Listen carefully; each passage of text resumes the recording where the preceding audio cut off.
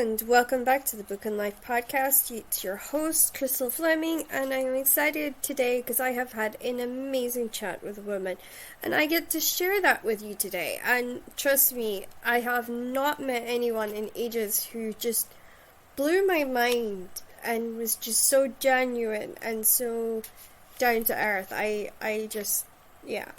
can't wait to share this with you. So, before we get started and I introduce you to this amazing woman, I will want to take a moment to read our usual adverts. So, it's The Shadow, Book 4 of the Time Guardian series by Marianne Curley. The battle is over, the war is won, the prophecy complete, but life can't just pick up where it left off for Ethan. Struggling to cope with tragic loss at odds with friends in the guard, he finds himself adrift, jumping at shadows and sensing someone who can't possibly be there. Blaming herself for Athena's death, Giselle swears revenge and followed by the Immortals' plan for world domination. But Giselle hadn't planned on love, and that leaves her with an unbearable choice. Should she follow her heart or the strings of a goddess, short on praise but high on expectations, who continues to pull her from the grave? As the Guard and the Order battle through the past and into an impossible future, darkness lurks around every corner. The fight for the world's survival rests with just one.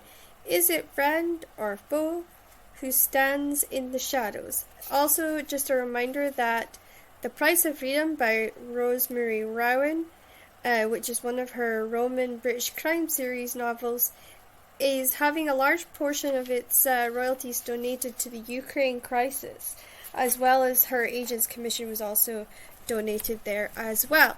You're not going to want to miss this interview. I am so excited to, well, it's not an interview, it's a chat, but I'm so excited to share this chat with you, and I can't wait to see what you all think. So, keep supporting the Book and Life podcast, and now, I guess, let's hear from Kathleen Foxx.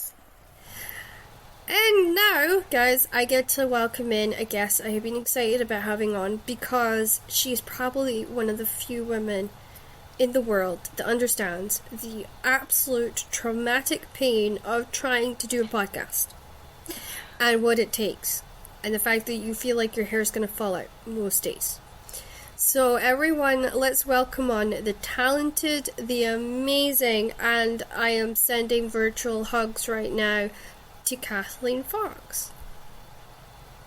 Hello, how are you? It's great to have you on.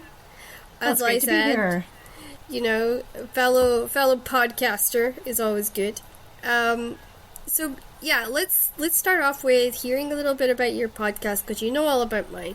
So let's hear a little bit about yours, and maybe you could tell us what inspired you to start it. Yeah. Well, actually, when I started it, I wasn't actually intending on starting a podcast. So I have a blog and with writing advice and things like that. And I was doing kind of a 3-part series on querying, pitching, and writing synopses. So I have it, I use, oh my goodness. Now I can't remember the name of it. Well, anyways, so when I was doing the blog posts, I saw a little thing on the side of my website provider, and it said something about turning it into an audio post, and I thought, oh, hey, that might make it more accessible for everybody. Yeah. So I thought, okay, I'm going to just record what I've written, and voila, there we go. So then I did those 3 episodes. I did those 3 recordings, and then when I was uploading them, it was telling me about turning it, like making it a podcast, and I thought, like for real, a podcast? And it was asking me to, give the name and all of that stuff, and I thought, well, why not? I edit episodes of a very popular writing podcast called The Shit No One Tells You About Writing, so I kind of have that experience with that end of it, but it very quickly became not just, reading my posts so that other people could listen instead of read, but, once it was out there, I had people coming on or contacting me because they wanted to be guests on the podcast. So I thought, okay, well, I'll do it so that it is basically not every episode, because sometimes I only have time for the interview, but most episodes will have a little bit of writing advice, and I'll talk about a particular topic, and then I will interview an author or an industry professional. So I've had some agents, an acquisitions editor, and a CEO of an indie publisher here in Canada. Yeah, so it's been a lot of fun. It's been great getting to know these other writers. So I don't just focus on, traditionally published authors. I focus on every writer, whether they're just starting, they want to, talk about their writing and their publishing journey or their writing journey, querying, things like that. And then I also do traditionally published authors or indie published authors or self-published. So I'm just, I want to kind of try and aim to bring everyone to the table and give them a voice or a place at the table. And then also kind of help to demystify the publishing world and publishing process by having the professionals come on and talk about that end of things as well. So that's how it all got started. And here I am. It's been almost a year, not quite a year, but I'm coming up on a year, and it's time consuming. It's a lot more time consuming than I thought, but I do really enjoy it. Mm-hmm. Yeah.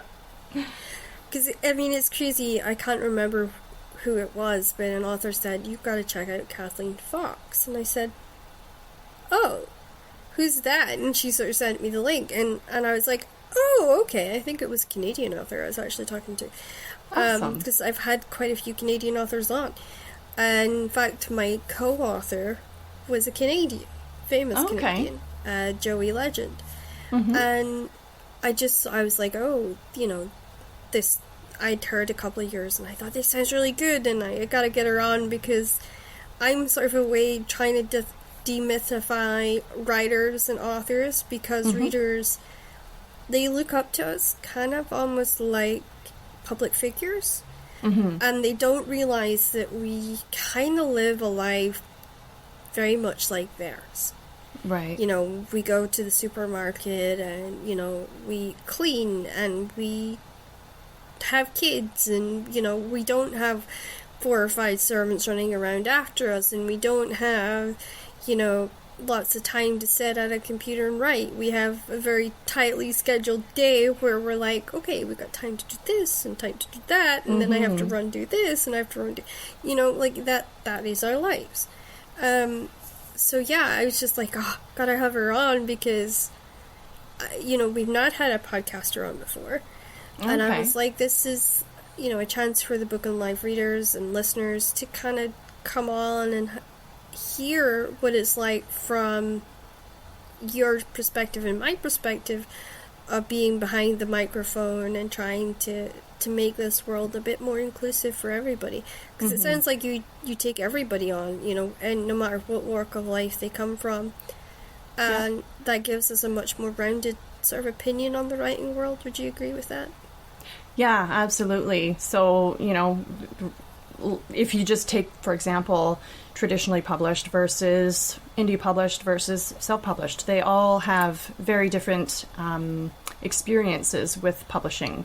And so I like to get those out there, because listeners, there might be some that are interested in being agented and publishing with a Big 4 or Big 5.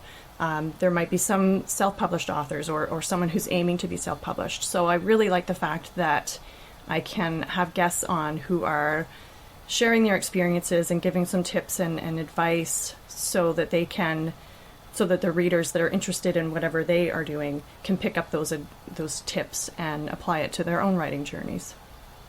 Yeah, I like that. And I know that I've had listeners who've said, Crystal, try and get an agent on because, I want to become a literacy agent, or I want to become an editor. And I'm like, I've reached out to lots of them, but they're very nervous about coming on podcasts and stuff. So I've not had any luck with any of them yet, but I've had a lot of authors that come forward and say, yeah, this is my experience about getting an agent, or this is my experience of publishing. Because what I was explaining to a lot of my readers is, if you're self-publishing, you're in charge of everything. You know, Right. your cover, you know, your formatting, your editing, your proofreading, like all of that falls on you, including your marketing. And you've got to find things like street teams and people to help you, because you can't do it on your own, because it's just so much. Exactly. And, you know, even as an indie published author, and I've been an indie published author on and off for 14 years, you still have to do 90% of your marketing.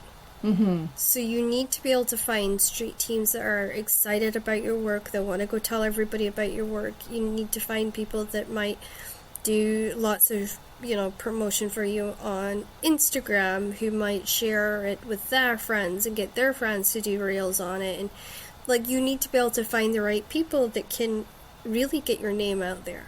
And, yeah, some of the pressure's off because, you know, you're not having to worry about the cover as much, or the editing as much, and you can just focus on the marketing. But then also part of you has to schedule in the writing of, say, the next book, because that's kind of how I find a lot of how the readers get behind authors. It's about, well, what have you done for me lately, kind of attitude. And I think that attitude comes from the fact that we've got all these streaming platforms putting out stuff constantly. We've got, you know, television running stuff constantly. So we are kind of finding instant gratification. So you need to have 4 or 5 books sort of ready to go, so that once one's out and it's been doing well, that you've got another one that'll be coming out, and that one will be doing well.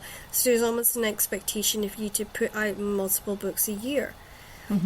I don't know if you've heard that kind of same idea from indie authors. I know that, like, several of them have at least one out per year, or they're at least trying to put out one every year. There are a couple of authors that I've spoken with who, one in particular, Amy Tector, so she's a Canadian author, and she put out one this spring. She's got one coming out in October. So I think that's true for many of them. I think there's a little bit more flexibility there, in terms of, like, yes, the publisher is going to want that, the readers are going to want that, but you have a little bit more flexibility. And I can't say from experience for this, but I think with traditional publishers, you're more... I think that there's more of a schedule there, and you're expected by the publisher, okay, this is the timeline, and this is what you need to work with. Yeah. I mean, because we spoke about it with Aaron W. Craven, who's an exceptional crime writer, and he said that, you know, I know that I have a duty to put out a set amount per year, and he says, I take December off. He said, that's the only month I take off, and I write every other month, and I do marketing all the time, he said. And I love how his publisher kind of, like, I think, bribes him a little bit with media, because they send him, like, a crate of beer. Oh, nice. Just to get him to, like, participate almost in marketing.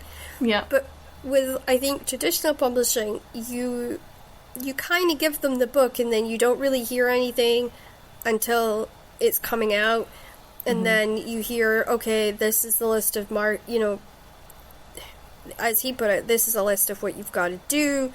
You know, this is your next deadline for your next novel. And then he's also got to talk to his agent and say, right, because the agent will be like, well, when that series is finished, what are you going to do next? What's the plan? Or, when you finish this 3 books, what do you want to do? And then the agent will come to him and say, well, do you fancy writing this, or do you fancy writing that? That to me is the dream, because I would just like to be able to write and not worry about all the other stuff. Right. Whether that happens for me or not, I don't know. And I think it's probably, you know, I've been doing this 14 years, so I doubt it will be the case for me. Oh, you never know. But I like to be, you know, when it comes to my own career, I may be harder on myself, but I know that not everybody makes it, you know. But to me, it's not about that. It's about giving the best possible work I can to my readers. Yeah. Because they're the only ones that matter at the end of the day. Like, you can put all the other politics and everything aside, as long as you love what you're writing and people are reading it and they're loving it too, that to me is all that matters. Yeah, absolutely. And I'll happily say that if you ever get your stuff in a position where you're publishing, I will be more than happy to be somebody that'll give you a quote or Oh, nice. help Awesome. you out in whatever way I can, because I try and help everybody. Yeah. And I think that my husband says, seriously, Crystal, you cannot take any more books into the house because we are running out of space. Yep. Oh, And the worst thing is, like, I get, my friends will give me books and I'll go away and I'll read them, and then if I don't want to keep them because I know I'm not going to read them again, they'll go in the bag for my mother-in-law.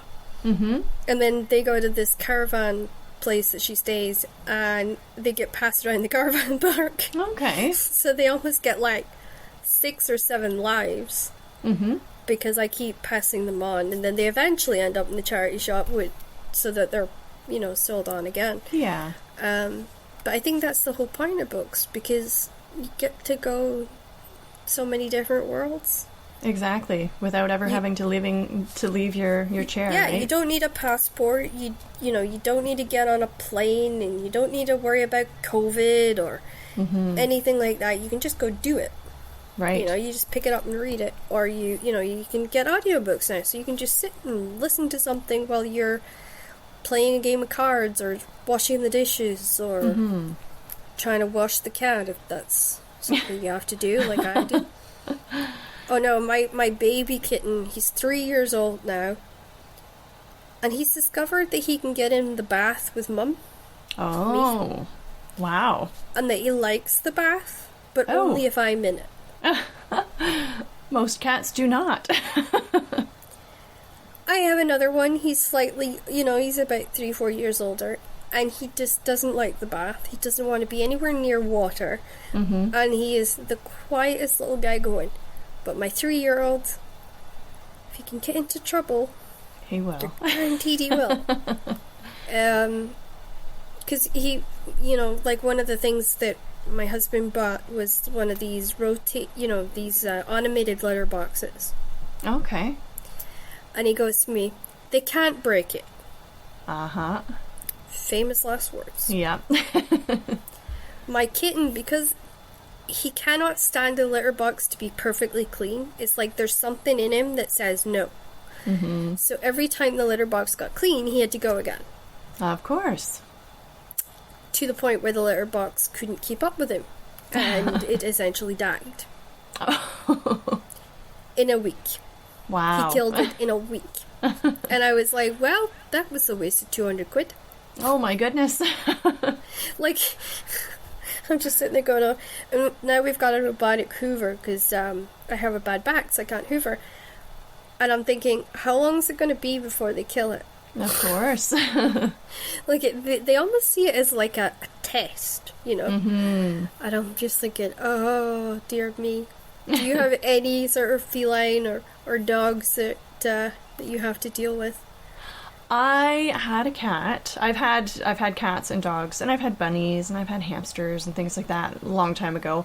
But my cat, his name was Norman. He was a beautiful, fluffy orange kitty, and I unfortunately lost him in January, early this year. Oh no! Yeah, very unexpected. He was an amazing little buddy. He would always come and sit on my lap when I'm trying to type, As they do.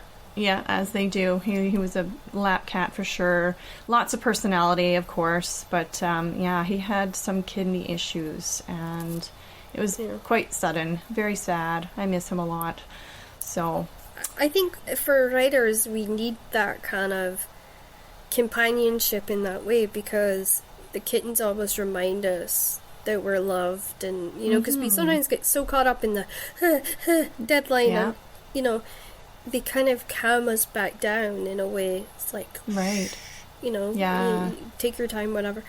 So yeah, I always say to people, like, it's super important to have that in your life, because they are kind of like our way of reminding ourselves that, let's not be so hard on ourselves, because, we've got these two little buddies that love us, or this little buddy that loves us. So, yeah. And I also say, people try and rescue as much as you can, because I think that's so important, because there's so many that's in the homes now. It's sad. Yeah. Have you seen that the rescue centres are now bursting because people who got cats in COVID and dogs in COVID are now giving them up? Yeah, because they decided they don't have the time for it anymore. Norman was a rescue kitty. He was, I got him from a shelter, and I definitely encourage people to do the same as well. Yeah, because we got a phone call for Stefano, and he had gotten separated from his mom, and he'd ended up in a car engine. Oh my goodness. So when we got him, he was less than 3 weeks old. He was so tiny. And he didn't know how to behave with other kittens. Like, the day we went to see him, he went and sat on another kitten's head, right? Oh, yeah. He had no clue about social interaction. Terrible. He was absolutely terrible. He was terrified of anybody that was human. He would just freak out. And she said she goes, he's going to have issues with his stomach, he's going to have issues with anxiety, he's going to have issues with his fur. Are you sure you want to take him on? And we said, yeah, we've already got one that's anxious and got tummy issues, and he's fine. Yeah. So we took him, and I'll always remember the first day we opened the door to go. I had a kid gate, and then I had the bedroom door. And I opened the bedroom door, and I was struggling to get this kid gate, the child locks on it. So I get the child lock off, and he just ran right through the bars. Oh. As they Whoops. Do. Yeah. And then he was like standing looking at Bob with these just really big brown eyes, as if to say, oh, who are you? Yeah. And Bob's staring at it like, wait, what the feck is that? Yeah. And then Stefano ran right up to him, and Bob just used his head as a bouncy ball. And the paw came out, and he went, bang, bang, bang, bang, bang, bang, bang, bang. And then he looked at it, and then he looked up at Ian as if to say, it's still alive. Yeah. And it took a while for Bob to get used to him, and because he'd been the baby in his mum and sister's pack. The first day we met Bob, his mum actually threw him down the ramp. Oh. As if to say, you go first, and if you survive, I'll come down. So we kind of took sympathy on him. It didn't help that he jumped in my handbag, as if to say, right, I'm coming with you. Yeah. So yeah, that's Bob and him. And honestly, like, they got me through the pandemic. I wish in a way I'd had a dog, because I'd have an excuse to go for a walk. Right. But those two, the chaos that they caused and it made us all laugh. It really did. Like, Stefano doesn't know how to brake. So he tends to run into windows. Oh. Repeatedly. Yeah. Like, he sees a bird and he just goes, oh yay, bird! Run, bang! And then he sort of sits there and goes, what happened there? Yeah. It's kind of like you ran into the window again. Or he falls off the couch and he sort of looks around as if to say, who pushed me off there? Yeah. No, that was you. So yeah, we had a lot of fun. And I think that's a great thing as well, to come on and sort of share humorous stuff about COVID, because it lightens how heavy I think it's been on everybody too. Right. And I think as writers, we all try to do writing and stuff, but if we kind of connect in a way, so if COVID ever comes back, we know we have each other to kind of connect in with and sort of almost rely on to keep us all kind of going. Right. Yeah. And I think your podcast and my podcast is a good way to do that, because they can just say, oh, it's Monday. Right. Or, oh, it's Friday, and, they have episodes to listen to, and it doesn't feel quite so, lonely or sort of isolating. So that was another reason I did mine, was because I understood, like, I grew up in a rural community, so I'm used to being rural and not having a lot of people. Yeah. And then I thought, well, what's it like for all the people that are used to going to the conventions and the conferences Right. and doing book signings and doing these long tours? And I thought, oh man, it must be hell for them to suddenly be stuck in one place. And I even admit, I did a book tour back in, I think it was 2017, and I loved it. Yeah. I met so many people. I sold out wherever I went. It was just an amazing experience for me. And I miss that. I have not done a book tour since. Yeah. But yeah, I miss it, and I could almost understand it. So I think we're changing the game a little bit by us doing these podcasts and saying, hey, you know, we're not alone. Right. Everyone's welcome. Yeah. And talking about the big issues like, you know, Barnes and Noble saying that companies can't buy their books in anymore. Like, they're going to have indie authors in their stores, and they're expanding outside of the traditional realm. Right. Yeah, the landscape is changing for sure. And that's a really good thing for every author, because it means that we all have a more inclusive place. You know, we're all going to be considered and given an opportunity, and I don't think any of us thought that that would be the case. You know? Yeah. And I think that's incredible. Yeah, it's definitely, you know, it's good news for self-published and indie published authors, and I think, you know, there needs to be more room for everybody, and there needs to be more inclusivity as well, for sure. And do you think we'll see this change in Canada? Do you think we'll see more stores taking in indie authors outside you? I think so. You know, I know there's a lot of independent bookstores, and they are very much in favor of getting those indie authors as well, because why not? You know, they've taken the same time to write the stories and that type of thing. It shouldn't really matter how you bring a book into the world. If it's out there, why not provide it for their readers, right? Yeah, and it's sometimes having a new author or a new sort of topic coming into the store can almost bring in new customers, because they're going to be looking for something different and that maybe Barnes & Noble can't offer them, or Book Barn can't offer them.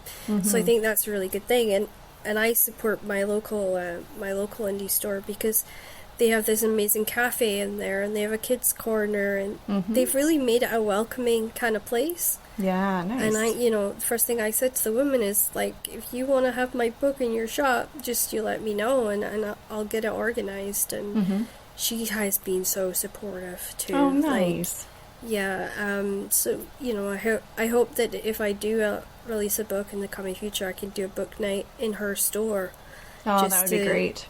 To support her and say, put up the flyers or whatever, and I'll come in and I'll do a reading, and I'll do question and answering, and I'll talk about, balancing life, because I think that's something that a lot of writers have questions about, is balancing everything. Yeah. And I think discipline's been something that's been discussed a lot on my show, by traditional authors and indie authors. And are you tied to that concept of, having a very disciplined schedule, like, saying I gotta do it this time, or are you a bit more flexible? And you're talking about, like, the actual writing process? Yeah. Yeah, like having a writing routine. Yeah. I have heard so many things from so many different authors, where some of them stick to a routine, some of them absolutely do not, and then of course there's people that are in the middle, right? Yeah. Myself, when I write, I don't write every day, and that's partly because I just don't have the time. There's just so much going on between writing and my editing business and the podcast and editing episodes for the shit no one tells you about writing, and there's just, and that's all business stuff, and that doesn't even take into account my personal life either. So I don't write every day, and sometimes I think, no, I should write every day. I should dedicate that time and just get the words out, even if it's only 100 words or something like that. And I know there's a lot of authors that kind of, they operate in, they've got they're going to write a book in say 5 months. So they will schedule their time and make that happen. I've written a book in I laugh at that because I know so many people that say that, and it never goes that way. I have done the same thing, and it has not gone to plan. So it's hard. It's hard to stick to that schedule. Yeah, especially when you don't have control over things that come up, the unexpected things. But sometimes when I'm in the mode and I just want to get the story out, I will sit there. I have written the first draft in about 6 or 7 weeks. I've done it over several months as well, but it's not like I give myself a deadline. March 31st, I'm going to have my book written. Sometimes I'll sort of say this is my rough deadline, like I'd like to get it done by that time, but again, there's so much going on. So I think it depends on each individual preference and what's going on in each of their lives, and I don't think there's a right or a wrong way to do it. It's just going to be whatever works for you. Yeah, and I totally agree with that, and I'm lucky I got a writing coach who I plan to introduce you to, and she said, even if you just do 100 words a day, just, or 100 words a week, it's about writing when you feel it. Don't try and force it. Right. And having, like, to her, she's like, break it down so that you know you've got manageable chunks. Right. And that makes it feel less daunting. Exactly. I think because a lot of us look at the blank page and go, oh, I've got 50,000 words. Yeah. Like, it does. All these negative things sink in. And she's really big about positivity and, saying, okay, if you don't get accepted by that publisher, there's at least 50 that I know that I could possibly introduce you to, or I can introduce you to my agent. And, she's such a wonderful person for that. That's why I'm introducing you to her. And that's the great thing about, I think, podcasting is I've been able to find people and connect to people that maybe need each other. Yeah. And it helps everybody in that regard. Like I struggled to find an editor I can afford. And so she's trying to help me with that, and she's just been such a positive influence. I really adore her for that. Wonderful. So hopefully I can get you in touch with her, and she might have a positive impact as your coach too. Great. I think we all need coaches to kind of just rally us on a little bit. Yeah, and I think just the writing community in general, to have that rallying and that support and encouragement, and to know that you're not the only one going through this, or to bounce ideas off of or whatnot. It's important to have some people in your life that are supporting you in what you're doing. I also would love if somebody out there who's listening can help me with this street teams thing, because I haven't a clue. I mean, I can write a book, I can do all that side of things, but as soon as it comes to street, like I can get interviews with papers and everything else, I just have no idea about street teams on social media or any of that. I totally fall down in that sort of category. So listeners, send me information about how to get a street team.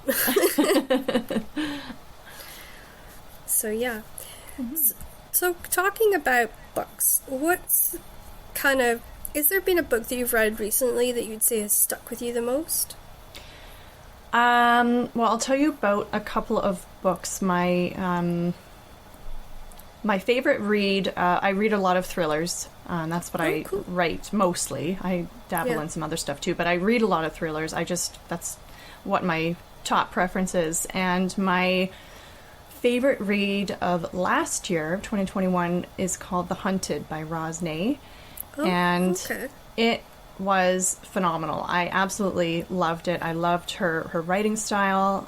It's a dual POV, so I love the differentiation between the characters, the voiciness, and just everything. I loved every element in that book. So that I would definitely, and I do recommend that to anyone who enjoys good thrillers. And then this year, this is a book I think that will stay with me forever. It's also it's by Colleen Hoover. It's called Verity. I've heard about this, yeah. Yes, so very, very, I don't even know that there's one single word that could wrap it up. It's shocking. The very first line is shocking, and it had me right from there, and I kept reading. That is awesome. It will never leave me, and I have talked about it so often, and I read it this January with a couple of other people, and so that we could talk about it. Yeah. And several other people kept recommending it and saying, like, it's mind-blowing and all that. And, it definitely is. So, again, highly recommend.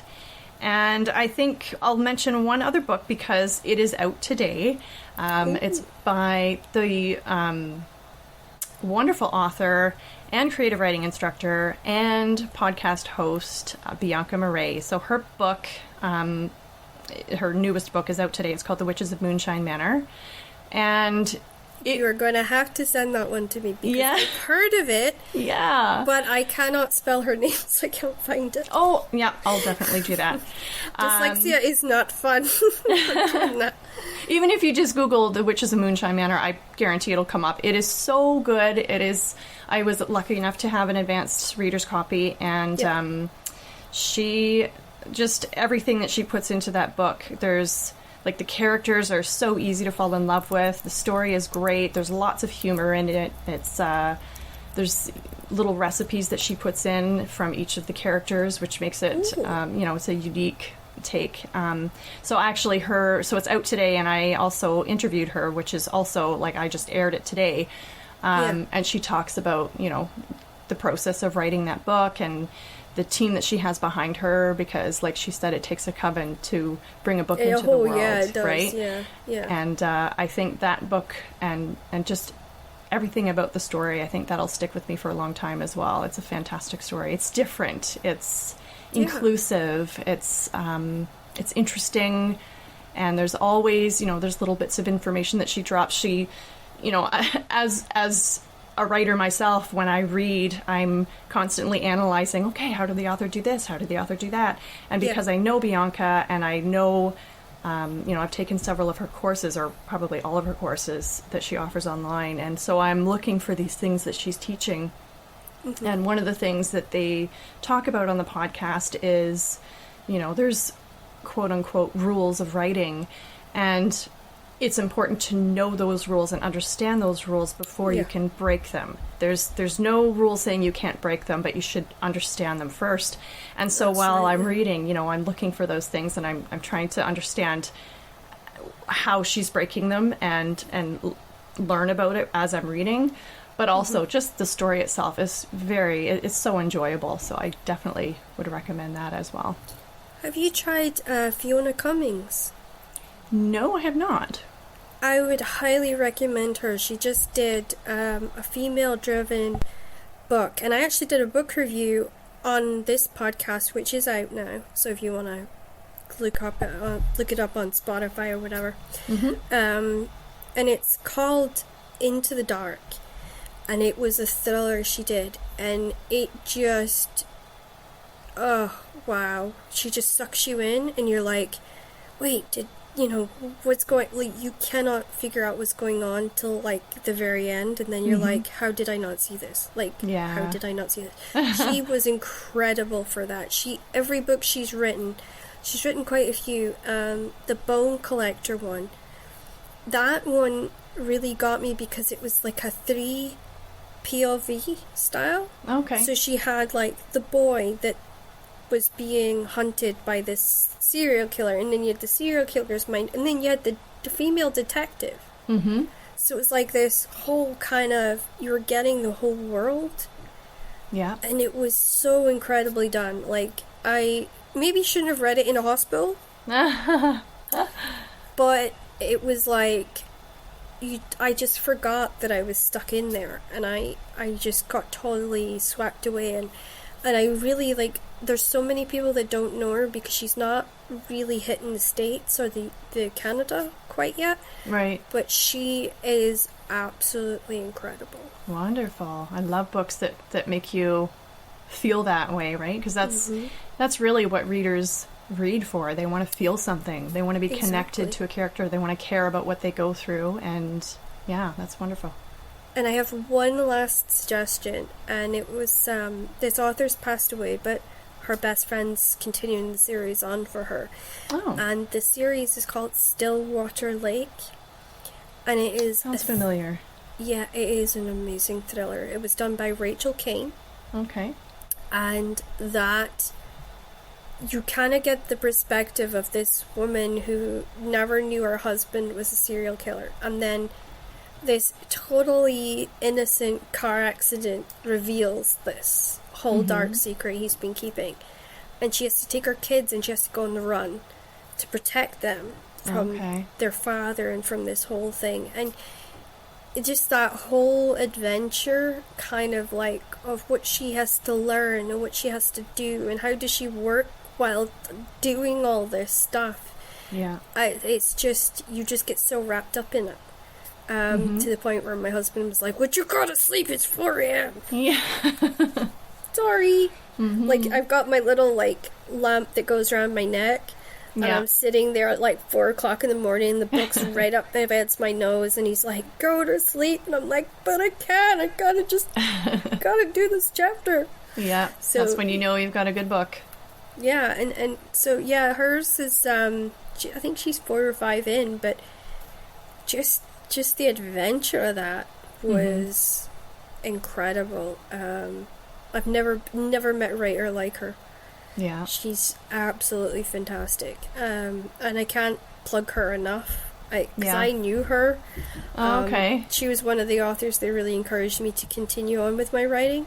I went into publishing, but I won a writing contest when I was 18, and that was the first author that pushed me was Debbie Glory, famous Scottish children's author. She did Pure Dead Brilliant series about a family living at Loch Ness with Nessie as their family pet.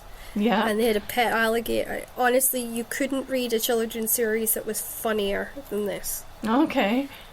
And so anyone out there who's got kids who is desperate for a series that's funny and you might not know of it, check out the Pure Dead series by Debbie Glory. Honestly, I heard it when I was like 10 in the hospital. My mom used to read it to me. And yeah, that was me. I was hooked on Debbie's stuff, and she only writes children's novels, but it is amazing. She's such a comedian writer. It's yeah, I feel very, very privileged to have gotten that opportunity. So those are a couple ones I like to share, because I think like the more everyone shares like books they really love, the more that we get a wider kind of variety. Yeah, so. Absolutely. Yeah, I'll have to check that series out for my kids. Yeah, because like there's honestly they end up loving just how like living in a castle, and like it's got everything as a kid you would possibly want, and I just think it's amazing. And they also have this really weird nanny too, which just makes it even all the more funnier and great. Yeah, nice. Who do you wish you could sit and just talk to and enjoy, like if you had infinite amount of time? If I had an infinite amount of time... to just sit and talk to whoever. Past, present, doesn't matter. Like and a writer, you can have you mean? up to 3 authors. You can choose 3 authors. Because I'll make it a little bit easier. Well, I'm going to bring it back around to Bianca again. I know I talked to her on my podcast, but if I had an unlimited amount of time, and obviously she did as well, then I would love to just sit and pick her brain like for an entire day and just talk writing and talk craft and publishing and all of that. Like, you can learn so much about other writers who have been where you want to go. Exactly. Yeah. And again, it's only one person's experience, and there's other people that have other experiences, but Bianca is so full of insights and knowledge and just, pearls of wisdom, and she's so giving of her time and her her experiences and knowledge and things like that. Like she's a podcaster as well, and she shares everything that she knows with her listeners and with fellow writers, and she's so supportive and encouraging, and I would love to be able to sit down for a day with her. It's funny when you were saying that, you made me think of a writer from the UK, and she's really not that well known, so I'll be surprised if you know her. Was the Dame Catherine Cookson, and she was made a dame by the Queen here in the UK. Okay. She was a writer that believed in writing stories from the everyday person perspective. Mm-hmm. So she wrote she started out as a servant in a house, and she wrote stories at night. You know, she'd be getting up at like 5 o'clock in the morning. She wouldn't be getting to her bed at 8 till like 8, 9 o'clock at night. And then she was writing till like midnight. And she just kept doing this. And she had dyslexia, and she had depression, and she had a blood disorder that they didn't know how to fix. And, you know, she couldn't have kids. And she went through like this really amazing set of trials. Mm-hmm. And if you look at how many books she's written, yeah, and the way she writes, that's what I find truly incredible. Like, right. She really does capture that working man's voice, or that working woman's voice, mm-hmm.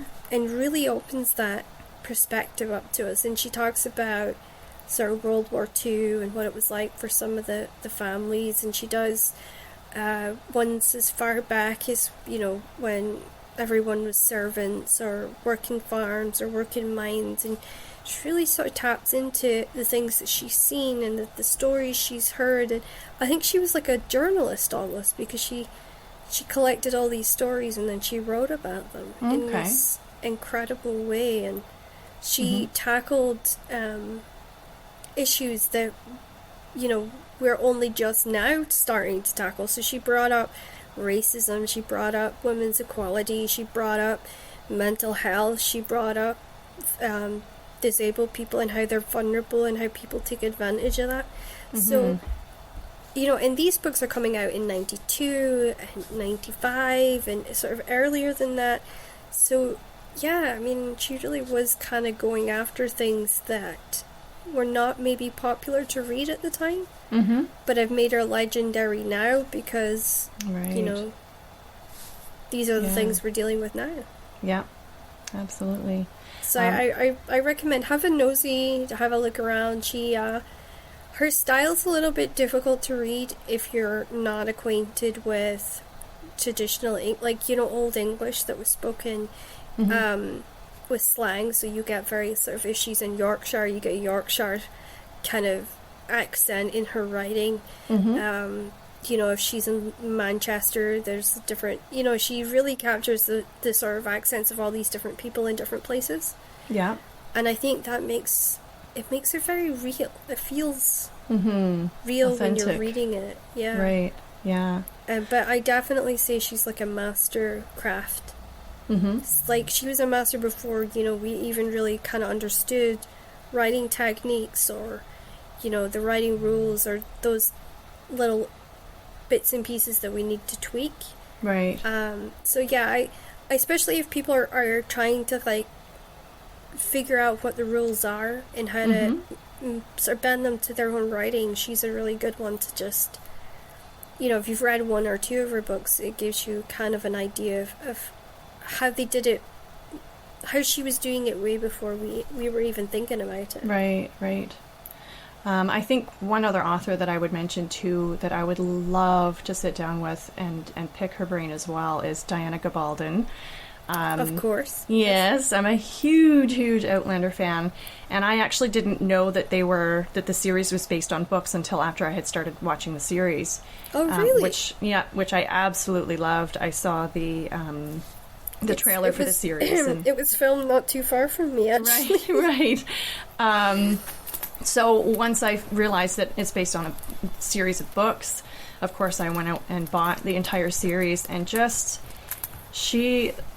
That's a long series. It is. As well. It is. Yeah. She brings so much into it, so much authenticity, and like the research. I've heard her talk about the research that she does, and and just the voiciness and the language, and there's romance, there's drama, there's history, there's action, like there's, and taking it from this place and to this place to this place, so it just keeps you enthralled with the whole story. Yeah. So I would love to sit down and talk with her. She's amazing. I could read her series. I just, for some reason, you know what the end of book 1 is, and I'm not going to spoil it for anybody that's on here, but we'll talk around about the way so that we don't spoil it. But it was like, it was okay reading it, but I think the way they filmed that was just too much for me, that I haven't been able to watch season 2. Oh my goodness. Because I don't know, I'm a survivor anyway, but I think it was just too hard for me. Yeah. And then, emotionally. and then the fact that they play it at the start of every episode, and they tie it into like nearly every episode of the second season, I was just like, I know what happens in the second season. I read the second book, so I know. So I was like, well, I could just skip to season 3, but then I'm like, I don't know what happens in season 3. I've not read season 3 book, so kind of like for me, that was my only issue. I think her work's incredible.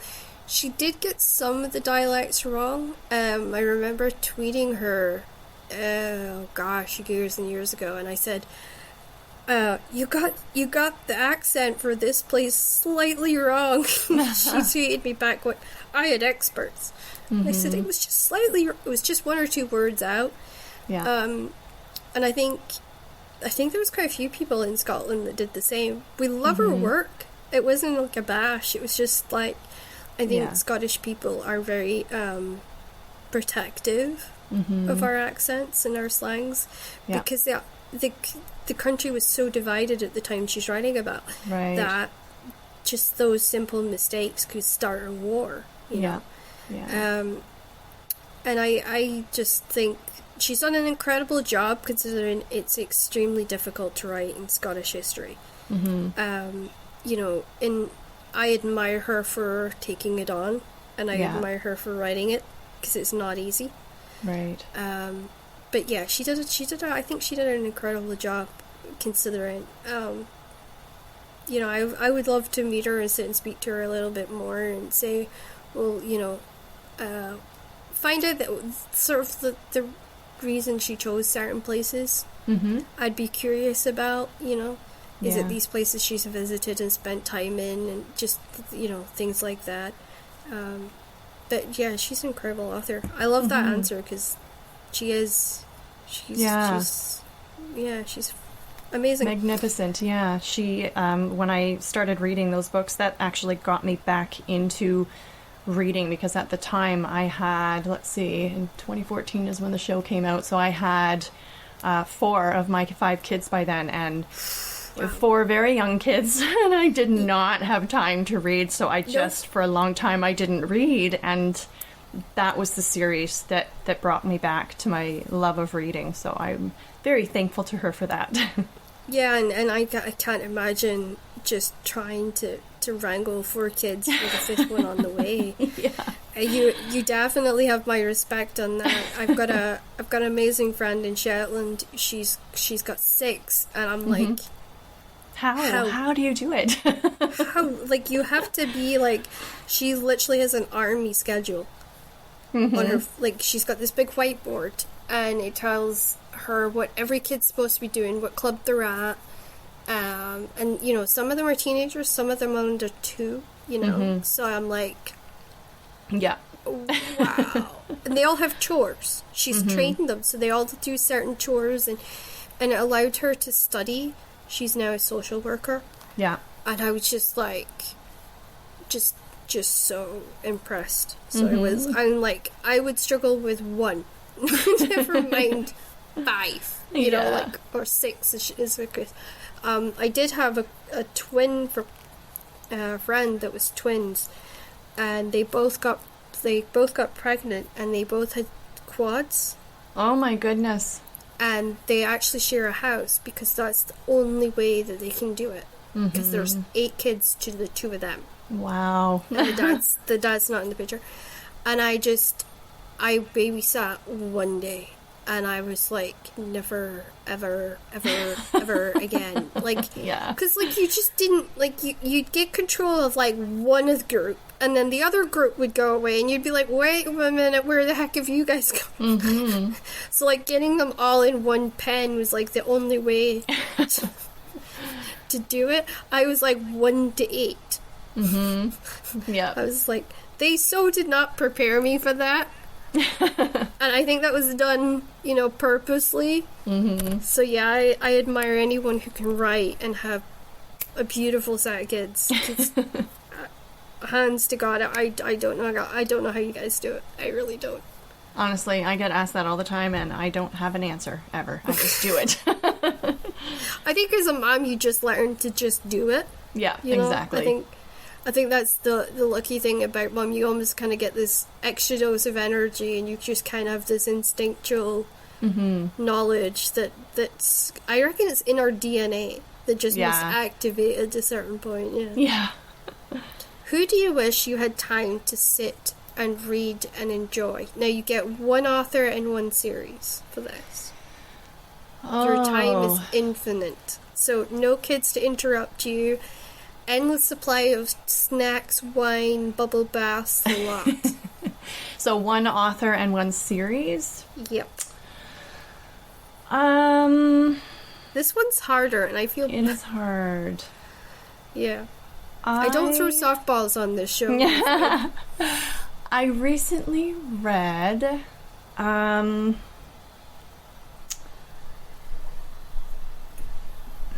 on just a second here. Let me think. Oops.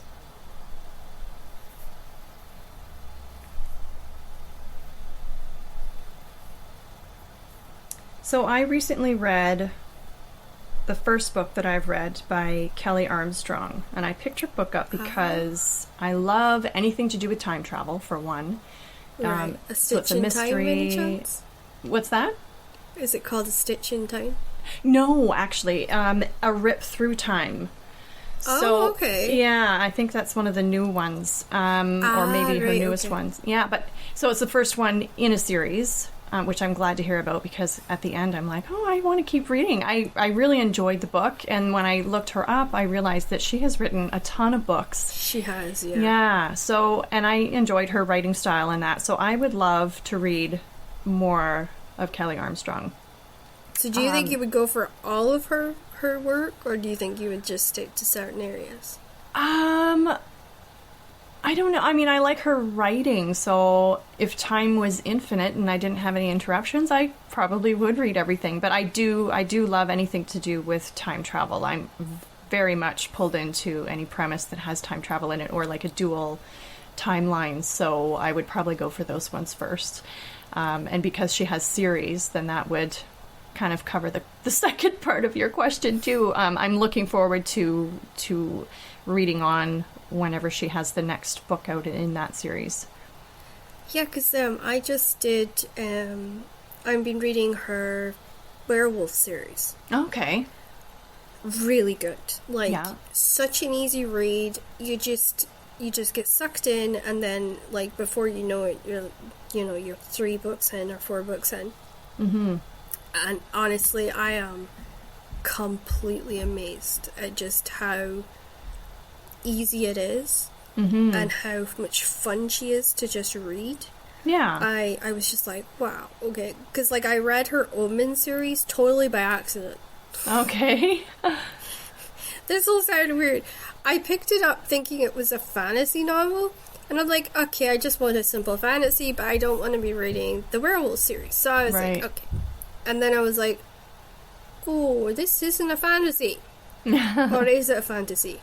Is it? And then I got really confused, because it's actually a thriller fantasy. Okay. Or fantasy thriller, depending on what way you want to put it. And I just got totally... Like, you just totally get sucked in by the characters in it. Mm-hmm. And then you've got this part where you're almost like, wait, where is all these, like, ravens coming from? Mm-hmm. Should I know why there's all these ravens there? So yeah, like I totally fell in love with it, and I found her super easy to read.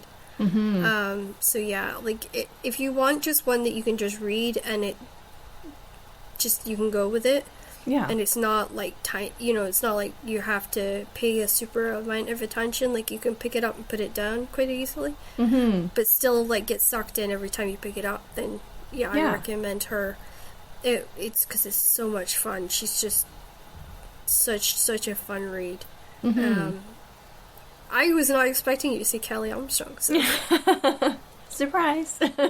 Well, I'll give you one author that you can like series, because like I normally give people two, so you can have like a series that's not her. A series that's not her. I don't read a lot of series, so I'm trying to come up with. I've caught you unaware. Yes. I'm good at that, by the way. Apparently, it's one of my hidden talents. Yeah. I guess maybe I could answer with another series that I started watching again before I knew that it was a book series, was The Last Kingdom. And again, it's that in the past kind of thing, and it's right, time travel Last kind Kingdom of style. Well, it's not time travel, but it's something that it's from a long time ago, and I love historical type stories, and so I've seen the series, and I bought the first of the series, so that is a series that I do look forward to reading at some point. Yeah, when you get through the long list of I know the ever toppling TBR, yeah. Like I look at I have a reading pile next to my bed. There's on the book on the bed case, and those are like fillers if I ever get through the next book, stack, which is the immediate read, and they literally sit there so that every morning I wake up and I see them. And I'm like, okay, I've got to read those. Yeah. Like, first. Like, those are the first ones I read. And then I have these ones to read. And it kind of, like, reminds me, so I can't just go, I will go buy a new book today. Because it's almost like a reminder. No, Crystal, you've got this stuff to read first. Yeah. Oh, I'm terrible with that. I'll buy it anyways and just keep adding it on. I am as well. Like, my husband's like, really, Crystal? Really? Yeah. No, stop. But like I get arcs now.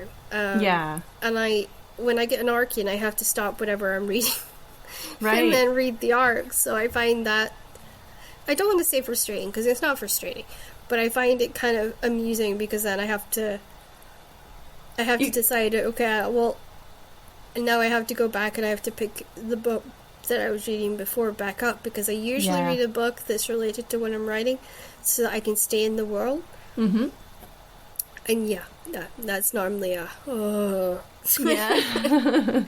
I love it, because the books that I get sent are usually a lot of fun. Yeah. And I usually get really sucked into it. So yeah, I'm kind of almost I'm learning the balancing of reading now, which I didn't have down before, but I'm feeling like I'm getting there with it. Mm-hmm. A little bit, maybe. Yeah. Yeah. Do you feel like that too? Like, do you get an arc in and then you're like, oh, I need to switch it up, or? Yeah, like, I mean, there's obviously time constraints with those ones, so they kind of take priority over the books that I have in my TBR that are for leisure reads, right? Yeah. But it's, I love that. I'm very appreciative to have those arcs, and a lot of the time they just get sent to me, and there's a few that I have requested as well, and it broadens my reading experience, right? It does, yeah. So even if it's an arc, a type of story or whatnot that I haven't heard of, then I get exposed to that, and I get to talk about the book with the author, which is really fascinating. But yeah, I mean that I almost consider reading the arcs for the podcast more. I don't know how to explain it, but like I said, they take priority. So even if I'm in the middle of reading a different book, then I'll have to put that one down and read it so that I can have them done on time. Do you ever feel like it comes across as work in a way? Like you feel like, oh, this is starting to feel like work in a way, like when you're getting stuff in. Yeah, that's, I guess, what I was trying to get at, is that it does feel more like, because I'm required to read those for my podcast. Yeah. So, I guess in a sense it's like work, but I also enjoy reading, so it's not like work, if that makes sense. It does make sense, because like sometimes I'll get like a pile in, and then there is that little moment of, oh, that's a lot of work. Mm-hmm, yeah. But then it's like when I start reading it and I realize how good the work is, then it's not work anymore. And like my husband can't understand it. He's just like, how do you not like realize that's work? And I'm like, well, you have to kind of be a reader to understand, because he's not really a reader, so it's really hard to explain it to him. And then I'm like trying to like figure out, well, how do you explain this to somebody that's not a reader? Yeah. Well, a lot of the times too, it means that I have to read a lot more quickly, but also when I'm reading a book I really enjoy, I do read it quickly. If I can carve out the time, if I can carve out the time, I can have a book read in a day or maybe two. So sometimes I have to carve out that time. So that's kind of the difference. Yeah. I do it at bedtime. Yeah. Because like that's the only time that's mine. Mm-hmm. And I'll go, right, okay, because I have stopped myself from writing in bed because I felt like it was overrunning my whole life. So it's like, okay, when I go to bed at like 7, 8 o'clock at night, that's it, no running. Mm-hmm. And I'll watch a film or whatever with hubby, and then hubby will go and do his own thing.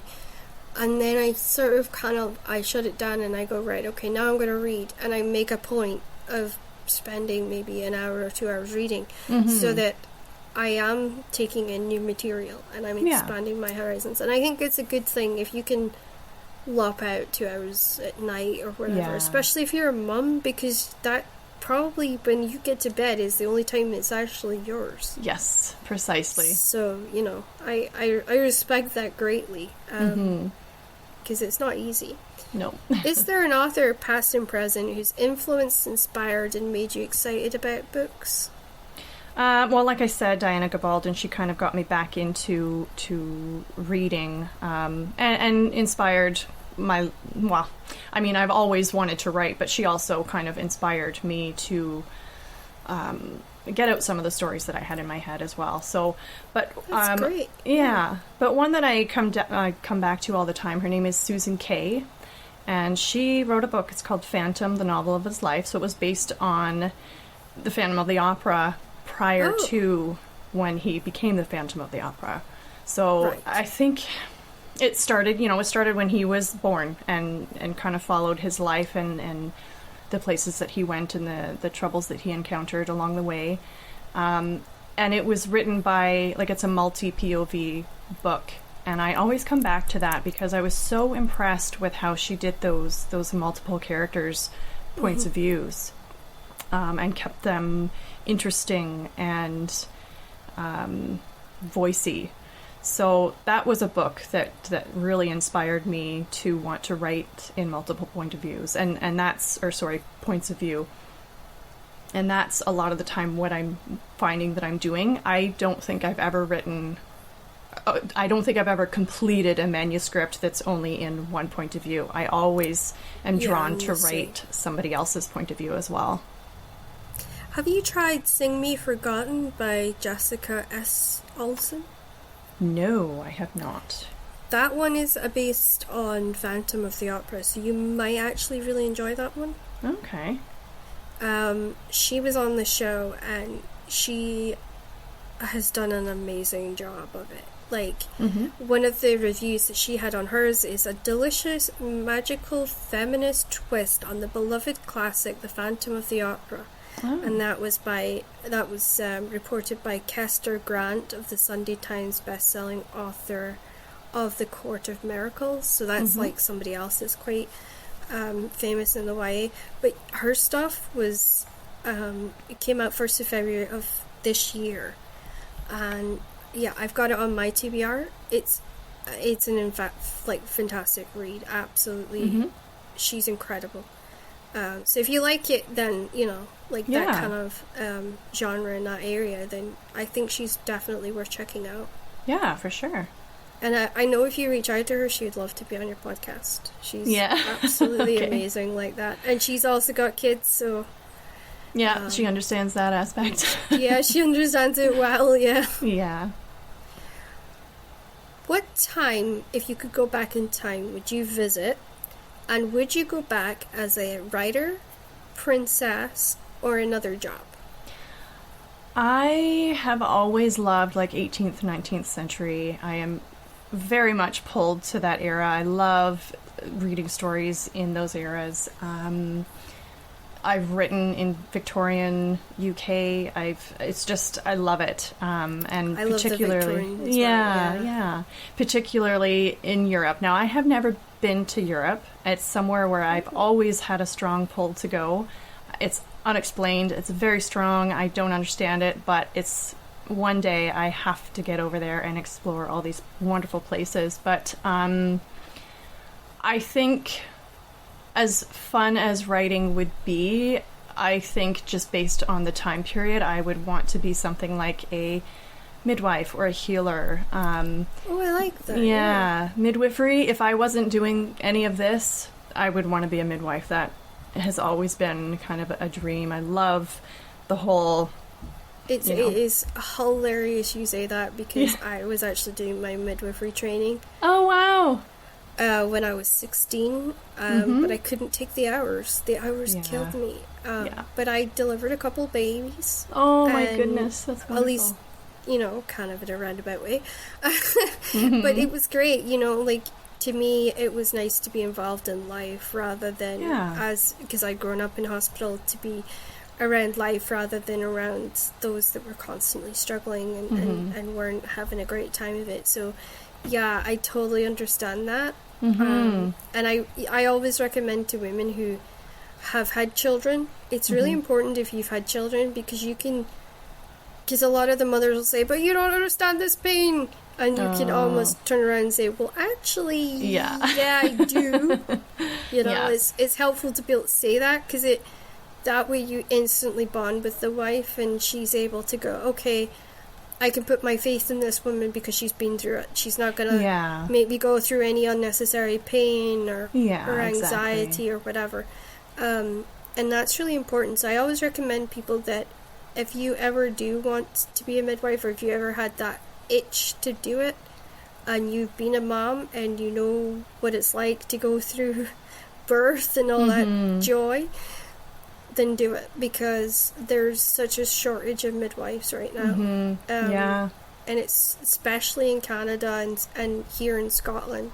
It's really honestly a thankless job, but in a way, seeing those little ones come into the world, right, and you being the reason that they've come in safely and soundly, and that is such a reward in itself. So I always try and encourage. Me too. I had all of my babies naturally, and you were a brave woman. I had home births, I had an unassisted birth. I've kind of been around that block in different ways, and I enjoy it immensely. And I'm always talking about midwifery and recommending that, and there is a shortage, and there's also kind of a movement happening. There's, we're kind of coming back around to the naturalness of giving birth, and to be a midwife is to accompany a woman on that journey, and I think that's so important. And just, like you said, seeing the little ones come out into the world and take their first breaths and things like that, and just supporting other women on that journey, because it is something that only you can do, but you need the support of others around you. and to have someone that is knowledgeable and encouraging and calm, that can keep you calm, because you know what, it's going to hurt. There's no way around it. And that's, I think, how I got through it too, is just, it's mindset. It's making up your mind, knowing that it's going to hurt, so I just need to deal with it the best I can. And by the time I had my fifth, don't fight it. Exactly. That makes it worse. By the time I had my fifth baby, I didn't utter a single sound when I had him, and it was just beautiful and magical. So if I could do anything else, being a midwife would be it. And I think in that time when it was common to have midwives, I think that would probably be a smart move. Because I always think if I went back in time and I didn't have my health issues that I have now, I would definitely be a midwife. But I would also write, but I would probably write under a secret pen name. Yeah, probably a man's name in that time, right? Yeah, I would be writing stories, and probably stories that would be inspired from my time as a midwife. And I got told I took to midwifery so quickly, it was a duck on water. I did it really well. It's just my body couldn't cope with the hours. So getting signed off before I actually qualified, I was so close to qualifying. It broke my heart. It did so badly. Goodness. But I know that it, after seeing women in labor and stuff, I'm like, okay, I know this is gonna hurt. I'm not gonna fight it. But I'm also going to get pain meds because I'm a moose and a half. I think it kind of gave me a reality check, because I always wanted a big family. I still want a big family, but I also was like, yeah, that's a lot of time in labor. Maybe need to rethink this idea. So yeah. Has there ever been a book that you've picked up and you wished you hadn't, and why? I would have to say no. And the reason I would say that is because, obviously there's been books that I haven't enjoyed or I didn't finish, but I try to think about how much time and effort the author put into it. And I know that struggle, right? Yeah. If they're a serious writer, they'll keep writing and they'll keep getting better, like all of us. And maybe their next book will be great, So I would never say that there's a book I would never pick up again, because that's just kind of a smack in the face to that author, right? Because like I said, I know the struggle that it takes, and so many of us, all of us go through that. We all are learning. And to have the bravery to be able to put out a book, whether it's good or not as good, or it makes you vulnerable. Right, you are vulnerable with every book that comes out, whether it's been traditionally published or self-published or indie published. You are vulnerable, and the readers that don't like it's not for everybody. Not everyone is going to like your book, but to have that bravery to put it out, that's a huge step, and so I think it's commendable for any author.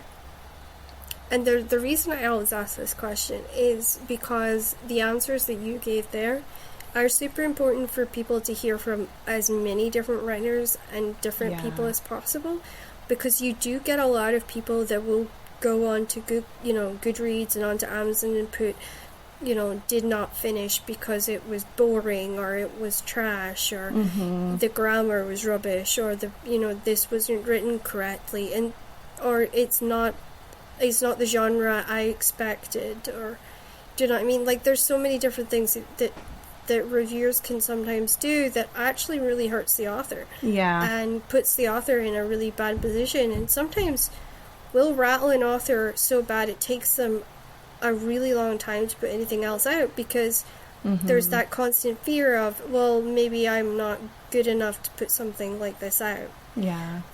So that's why I ask it, because I think it reminds readers that we're human and that we have feelings. Yeah. And, we do read, every one of us reads the reviews that goes up on Goodreads. We cannot help ourselves. Yeah. But it's also good to remind us as authors that not everyone's going to love the books. Not everyone's going to leave a nice review. There is going to be some people that are going to write horrible things, and we, in a way, have to be prepared for that. Yeah, absolutely.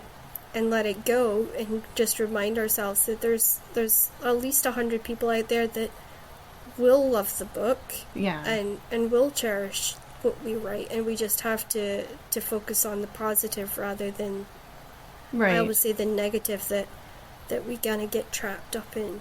Yeah.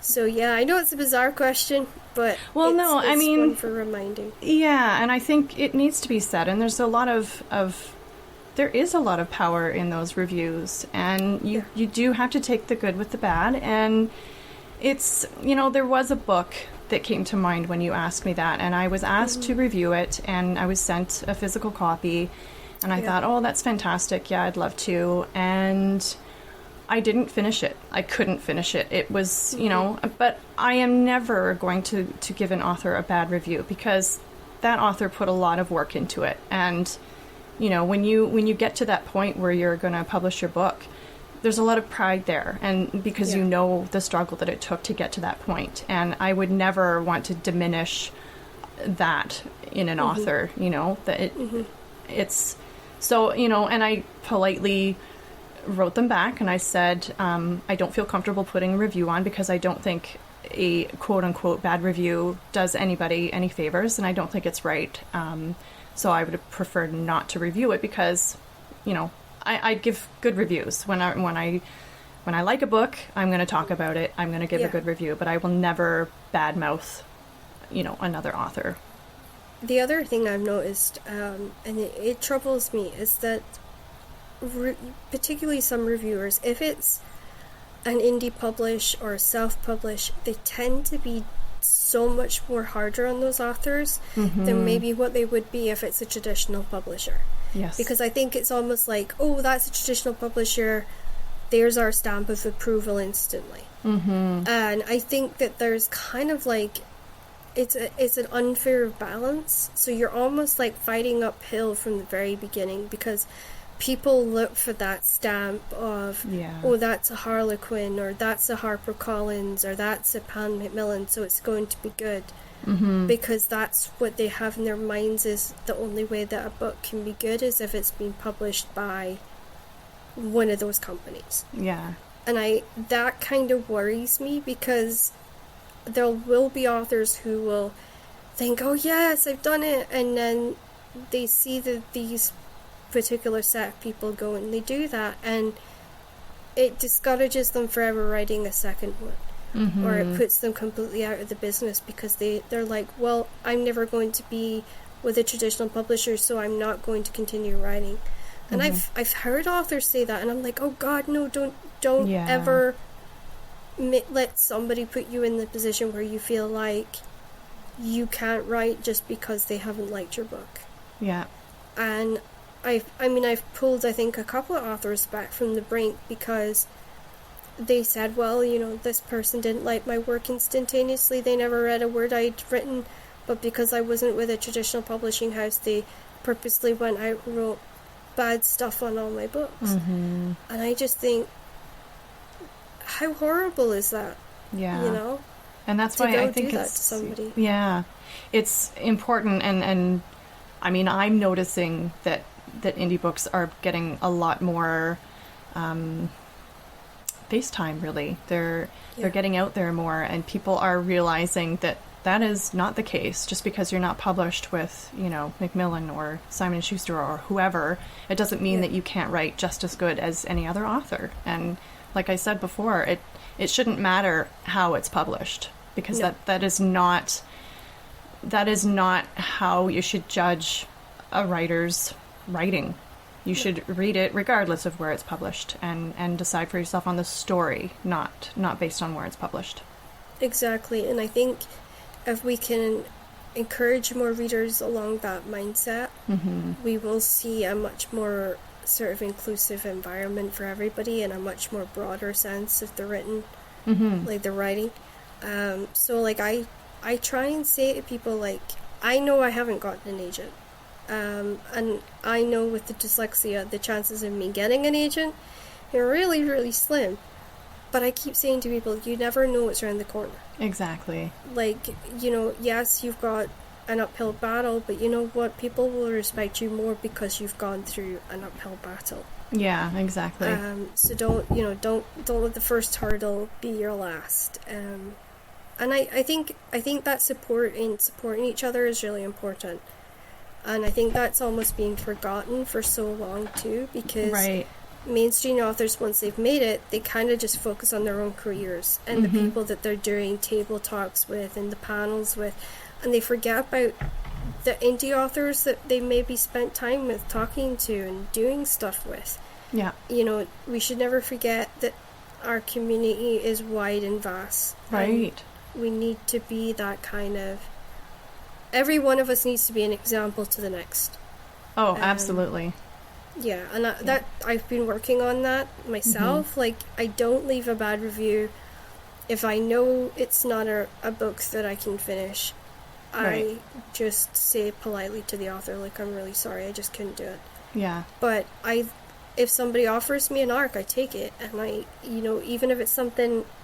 The only one I can't take is horror, because I know for a fact I can't read horror. But I will try. Like, I will go out of my way to physically try to help that author, Yeah. with whatever I can.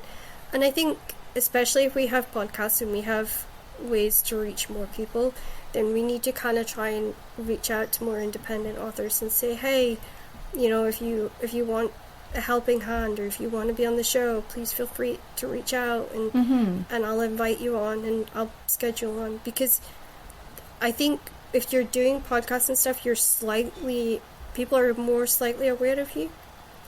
So that makes us have to work harder as an example as to how maybe we should all treat each other. Yeah, absolutely. Yeah, so I mean that's what I try and do. I must be insane. But I try, and my husband's like, "Why are you trying so hard?" And I'm like, "Oh, because some people, there's people out there who are trying to help me, and I believe in passing it on." And yeah, exactly. and he does give me the funny look of, "Oh, right, okay," But yeah, I think it's a good thing that we should kind of hold on to and move forward with. Yeah. So now absolutely. moving into podcasting / writing, what drove you to?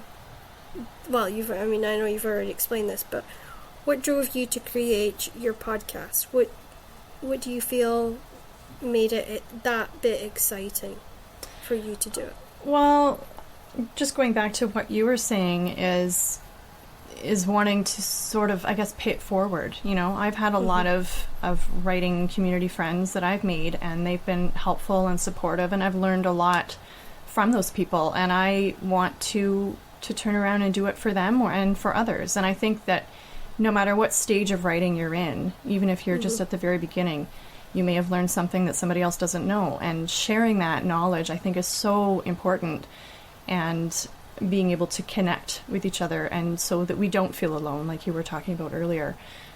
Because, I think writing is often seen as a very solitary profession, or whatever you want to call it, but it doesn't have to be. And I think the more involved you are with that writing community, and the more people you have behind you supporting and encouraging you, the better you're going to be. And we're all learning, and we're all growing. It doesn't matter how long we've been writing for, or how many published books we have under our belt. It's a constant learning process and a constant growing process. So just to be able to give to have a platform to share knowledge and insights with everybody. You never know what somebody's learning journey has been and what their writing journey has been. So you don't know, I could say something today, or any of our authors that we've had on our podcasts, they could say something that will inspire someone or help them in some way. And I think that's super important. So even though I have never been a public speaker, I do not public speak. I always hated doing speeches in school and standing up in front of people and talking. And I think, as you grow in years, and as you get life experience, when you're passionate about something, it's easier to talk about it with people. So even though I never expected that I would be doing something like this, and talking to essentially strangers that you've never met on the other side of the world, right? But I think it has enriched my life as a writer and a reader, and I think to be able to share that with other people is super important. So it's become something that I absolutely enjoy, so I'm very glad that I took that step. And I'm very grateful that you took it, and I'm very grateful that you joined us on the Book and Wife podcast, because your voice has such an importance, and I think you have such a positive attitude that I am honestly delighted that we were able to get you on. And even though we had to reschedule a few times, yeah, we got there at the end. Yeah, we eventually made it work, and that's very sweet of you to say. Like, thank you. What do you love about doing your podcast? What would you say you love the most about this sort of experience? You know what? Every time I see someone saying, "Oh, I just listened to this episode and I found it fantastic and I learned, ABC, XYZ, whatever," Yeah. that makes me happy, because even if I've reached one single writer and I've helped them in some way, that brings me joy. That makes me feel happy to know that I have somehow, in some even small way, helped somebody else. And it's kind of the same thing with editing. The reason that I am an editor is because it combines two of my biggest passions, which is writing and helping people. I've always strived to help other people. I'm always positive for other people. Sometimes I need to take my own advice on that. Don't we all? Yes, exactly, right. It's the same thing with the podcast. I love being able to reach other people, and I love the same thing that I thought I would never do, talking to people that I don't even know and I've never met in person. That, I think, has become what I like the most, because it's enjoyable to be able to sit here with you and talk with you, and you're almost halfway around the world, and we're talking about shared passions and interests, and it's fun. It's fun getting to know these people. And it's also bizarre because you're in Canada and I'm in Scotland, and we technically have that British connection of, yeah.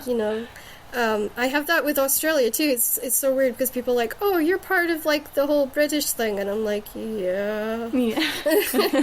Even though Scotland's trying to get its independence, yeah. Mm-hmm, yeah. So yeah, I always kind of look guilty when I'm like. So what makes you write? What would you say sparked you to want to be a writer? I know that you're not published. We're just talking about writing in general. Yeah. Even when I was a little girl, I loved telling stories, and something I always remember my mom talking about was how imaginative I was and how creative I was, and coming up with all of these strange and new and wonderful ideas, and that has carried on with me through my years. And when I got into my teens, I used to write, I'm going to say novel-length works, or maybe novella-length works, and it's just... Yeah. It was a way for me to get out my emotions, or to turn whatever was going on in my life into something, Writing has always been very cathartic for me, and there was a long period where I didn't have the time. I was a mom, and I was, doing XYZ. I was traveling, so there was a long period where I didn't put my pen to the page, and it wasn't a priority. But eventually I've always got these ideas, and actually the first manuscript that I completed was a story that had been sitting inside my head for 25 years, and that was the first one that I was like, you know what, screw it, I'm going to sit my butt in the chair and I'm going to write. So it has always been something in me, and it just took the paths that I had chosen in life to get me to where I am now. And I wouldn't have it any other way. That life experience that I have now, I think, goes into my writing. Yeah, it does matter. And the way that I accept and learn information is different now than when I was at a teenager, right? Of course. And just the way that the things that I have learned about writing and the process and about publishing and all of that. So now I'm just at the point where I love writing. I love getting out the stories. I love trying to fit the pieces of the puzzle together. And I love learning new bits of information that can help me do that. So, here I am. Is there, like, in your writing process, do you have a jigsaw, or is it like a movie for you? Like, is it a jigsaw style, or do you feel like it's just a movie that you're recording on paper? It's definitely a movie in my head. I see it very clearly, so I try to write as close to that as possible. I'm very descriptive in my writing, it's definitely a movie. However, once I get the first draft out and I'm, revising and things like that, then it kind of sometimes becomes a jigsaw puzzle, because there are parts where I think need to be moved around, and the layout of the story needs to be changed. It might not start the right way. I might have a different idea for an ending. There might be things that I want to kind of slide around and shove into place in the middle. So yeah. I think it's a little of column A, a little of column B. I like that. When I'm plotting, it's a jigsaw, because like I have it almost like a shattered piece of mirror, and I have to kind of put it all together as I plot it. I say it to my husband all the time. I wish I had like a big whiteboard, so that when I'm plotting, I can like write everything up there, and then once it's all plotted down on paper, I could just like rub it out and then kind of move on to the next bit. And then for me, it's like a movie too, because it just flows. Once I have those bullet points that I work off of, then it flows. But I can't pants, so yeah. I have to kind of use both as well. So it's kind of awesome when you meet somebody else that's got that similar outlook as well, because you feel like, oh yeah, I got a buddy. Yeah. So, what would your ultimate dream be as a writer and as a podcaster? Well, I mean, the podcast for me it's connecting me with other writers, which is, if I wasn't writing, none of this would be happening. So it all started with writing. So I enjoy that aspect of it. As a writer, I think I share the dream of many when I say that I would love to be, I want the agent. I'm going to hold out for the agent. That's what my goal is. I want to be published with one of the big publishing companies. That's what I've always seen myself doing, and so that's what path that I have chosen. But and to have it make it to the big screen in some fashion, whether it's a series or a movie or something like that, I think that would just be top goal for me. It would be absolutely amazing, and just to see how that whole process works. And in terms of the podcast, it is, like I said, I wouldn't be doing that if I wasn't writing, and it is enabling me to connect with other writers, to learn from other writers, to share knowledge with other writers, and it's helping me to build that presence as well. So I think it all kind of ties in together. I like that answer, because I think you kind of have to do both at the same time sometimes for you to make it take you anywhere, or to achieve anything. Or at least that's what I found. Like, I hope that one day I do meet the big kind of agent that will be like, hey, yeah, let's do this. Let me take charge and see what I can do for you, and see how I can make life better. I'm also slightly sort of nervous about that too, because I'm like, because that means like giving over control. Yes, I know. That's kind of the downside, if I just for lack of a better word. But to have someone that will champion your work, your masterpiece, that's validating. That's the highlight for it. It makes it easier, I think. So what do you think the next big genre will be? I think that there's been sort of a lot of dystopian novels written lately, and I'm given that too. Given the state of the world right now, I would not be surprised if more writers kind of tap into that genre. Whether that's because they're sort of predicting what they think could happen, or they're trying to rewrite a better ending, just trying to keep positive with everything. I'm not sure, but I think it's a pretty popular genre right now, so I would not be surprised if that's kind of the big thing. It's funny you say that, because I have a dystopian novel that I am writing. Okay. And it's called Test Zone, and it's about a girl who kind of gets woke up in the middle of the night by this big, huge event, and she's got to kind of grow up in a handful of hours. Mm-hmm. And, you know, she ends up having to try and become part of a team that helps save her town. And there's so much on the line for her that you kind of see her emotionally struggle with that. Mm-hmm. But then trying to always kind of push herself to rise to the challenge. So if I ever complete it, I might send it to you first before Absolutely. I send it anywhere else. I might be like, can you please be my editor? You know, because I like to give it to people that, because mine would be a dystopian thriller. Mm-hmm. And I know Nice. it's like a YA dystopian thriller, so it's like I'm blending 3 genres. Mm-hmm. And I think that's really difficult to do. Yeah. And I've been a sports romance writer for 14 years, and I don't want to just be a sports romance writer. I want to Yeah. do different things. So, yeah, if I finish it, I will send it to you, and I'll pray that you can polish it up to Oh, a lovely wonderful. level. Yeah, absolutely. And my goal is actually to get that published with a Canadian publisher. So, Okay. Interesting. however, I do not know Canadian publishers, so this may be a very awkward journey for me.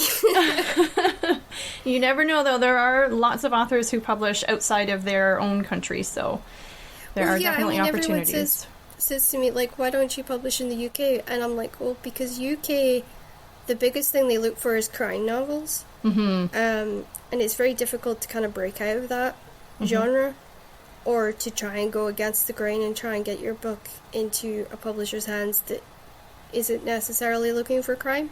Right. So yeah, I'm looking to kind of take this international and see, because I have family and I have blood in Winnipeg that I've never gotten to meet, and I'd like to kind of emigrate one day to Canada. I think that would be amazing. In fact, one of my doctors emigrated. He fixed my jaw for me, and he emigrated out there, and he told me it was the most amazing experience of his life. So Nice. I would love to at least see Canada a Yeah. little bit. And if I can get a book published over there, maybe I can come out and do a book tour. Yeah, that'd be fantastic. Yeah, that's my goal. Whether I can achieve it or not is a different story. Perseverance is key. So moving into your life, what's the first thing you do when you want to de-stress from life, editing, writing? I would have to say there is a little piece of paradise just north of here, I don't know, about 3 hours. And it's kind of, so where I am, I'm in the southern Ontario Niagara Peninsula, so that's kind of near Niagara Falls. And, very city-like and very, you can't, you basically leave one city and you're right into the next. So it's like everything's kind of getting eaten up by Toronto. Is it very rainy there? I wouldn't say very rainy. No, we get a lot of Not Scottish level no. rain. I would say, without having been there, but only just hearing what people say, I think it's probably the opposite. We have rain at least once a day. Okay. Every day. Yeah, no, we definitely don't have that. So in the Even summer, when it snows, it rains. yeah, in the summer, which is my preferred season, I love the fall. Absolutely love the fall.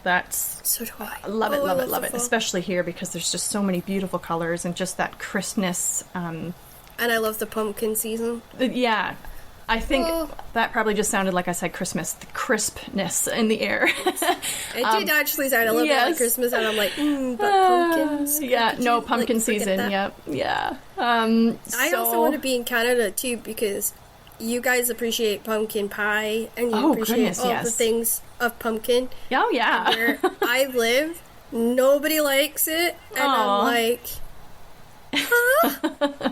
Like, Yep. I suggested making pumpkin pie for the family, and they're all Glaswegian. The looks I got, and I was like, okay, not pumpkin fans. I get it. So, well, mental note, if you ever come here, I will have to make you my mom's pumpkin pie. It's like the best pie ever.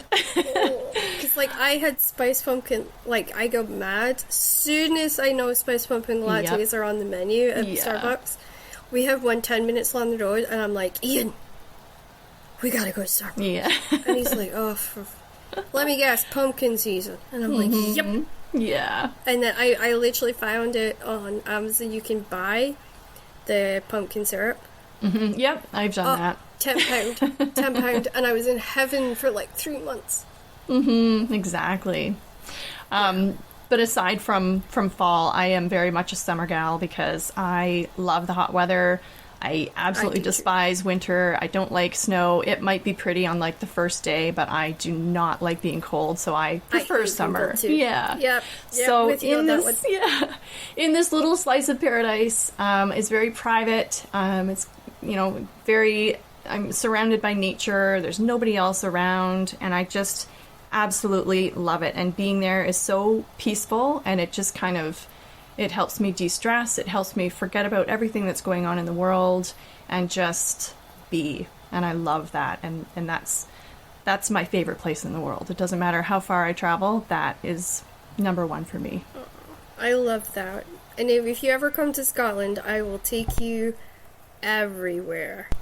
Excellent. That's good. And I will also introduce you to the best fish and chip shop you will yummy. ever have. Awesome. So, yes, and the food here, if you like fish and seafood, I can take you to some of the best places to have that. But it will spoil you because you'll never want seafood or fish anywhere else. Like, honestly, I tried to have, I had a fish pie the other day. And it's just not the same. It's like, I grew up with, like, fresh fish that literally had just come off the boat. And, it's just not the same. Nice, yeah. So yeah, I'll take you there, and I'll cook you some traditional Scottish meals, and I will not kill you with the chili-filled haggis, I promise. There's like so many people, they get all excited, and then somebody gives them like a chili-filled haggis as a prank, and I'm like, dudes, come on. That's me. What hobbies do you enjoy, and are there ones you wish you could explore more? One of my hobbies is photography. I actually, several years ago, I used to run a small lifestyle photography company just for a short time. We ended up moving, and then I just wasn't doing it anymore. But it's always something that I enjoy doing. So, I'll still try and do photography here and there, just for my own benefit or whatever. Yeah. But I also, there's kind of two things that I would love to do. One is to learn how to play some type of musical instrument. I've got a guitar, I've got a harp, I've got a piano, I've got a Celtic tin whistle, I have a small violin. Those are hard to play, by the way. Yeah. And I have a kalimba, and I know how to play exactly 0 of those. I kind of taught myself how to play a few songs on the piano, like not just, chopsticks or something, but actual songs with 2 hands. And I was sort of learning how to play the guitar many, many years ago. So I have all these instruments, and I would absolutely love to learn how to play any or all of them. And I think the one I would like to play the most is the cello, which I don't have. So one day I would love to play something. The other thing is pottery. I'm obsessed with like coffee mugs and wine glasses, and I love their uniqueness. There's never another one that's exactly the same, and I have a small, slightly obsessive collection, and I would love to learn how to make the pottery myself one day. Oh, okay. I like that. I cannot do that because I don't have a kiln. My husband would not trust me with a kiln because at school we had plastics class as part of our whole woodwork class, and I wasn't really allowed in woodwork class, so they were like, "Oh, we'll give her plastic. She can't hurt anybody with plastic." I'm clumsy and managed to blow up the plastics oven. Oh my goodness. So my husband's like, you're not getting a kiln because I barely trust you with the oven. Yeah. So yeah, I'd love to do that too. And actually making glasses is incredibly difficult. But see, if you do it, you can actually make some incredible things. Yeah. There's actually workshops here in Scotland where you can actually go do that. Yeah. Blow glass and things like that. But you have to have really good lungs to do it. Yeah. Because it's a bit like playing the bagpipes. Gotta have a decent set of lungs on you. I grew up with the fiddle. Okay. Nice. And the violin. I have no musical talent whatsoever. I can dance, but that's about it. And we had a family fiddle and stuff like that. And everybody in Shetland, at least every household, has a violin on the wall. And it's tradition because during the blackouts of, losing, because of the hot weather and stuff, they would lose power and they would lose all sorts. Then the houses that were near each other would gather together and they would play music. Okay. And the women would cook and take care of the children, and the men would play, or the women would play. And they would sing songs, and they would tell tales, and sit around the fire together, and that's what they used to do. And it's still something a lot of the traditional families do in the outer islands of Shetland. So yeah, I grew up with that, and my grandfather had quite a few tales to tell when he had at least a couple of cup of teas in him. And I spent a lot of time with him, actually. We played a lot of cards. He could never cheat at cards when he was playing with me, which really upset him. And I could cheat better than him, too, so that also didn't help. So, are you a crafty person? And if so, do you find it helps to clear kind of like your creative pipes? I know I sound like a plumber right now. But does it kind of like clear the pipes and help you with your creative process? I can be crafty. I've been known to dabble in little crafty things here and there. Especially after I became a mom and I would do little crafts with my kids. I think that's part of the job description. Yeah, I think so too. But yeah, I do enjoy it, but it's also, it can be a lot more time consuming to complete a project than you think going into it. The last thing I think I made that was crafty was, those little Nordic looking Christmas gnomes with the fur, the beards and everything. So I did get some stuff to make a bunch of those, and I enjoyed it,